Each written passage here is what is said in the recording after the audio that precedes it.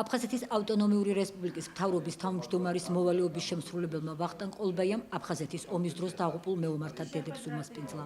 მთავრობის თავმჯდომარემ და მთავრობის წევრებმა მოწვეულ ქალბატონებს დედის დღე მიულოცეს და ორგანიზაცია კამპუს ლაიონს კლუბ თბილისთან ერთად თანამშრომლობის ფარგლებში საჩუქრები გადაცეს. ვახტანგ ყოლბაიამ დედებს მადლობა გადაუხადა საქართველოს ტერიტორიული მთლიანობისათვის ბრძოლებში მათი შვილების გმირული თავდადებისთვის. აფხაზეთის ავტონომიური რესპუბლიკის მთავრობის ინიციატივით მსგავსი სახის შეხვედრები ყოველწლიურად იმართება.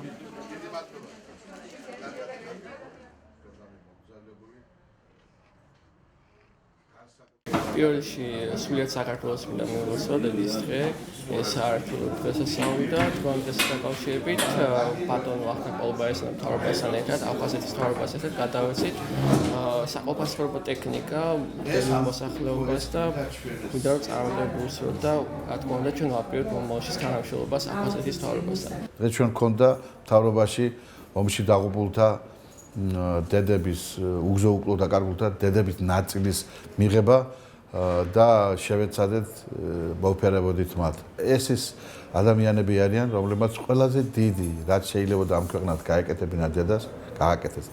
აღუზარდეს სამშობლოს ისეთი ბიჭები, რომლებმაც უკოყმანოთ მიიტანეს თავად საცხოვრებლოზე თავისი სიცოცხლე.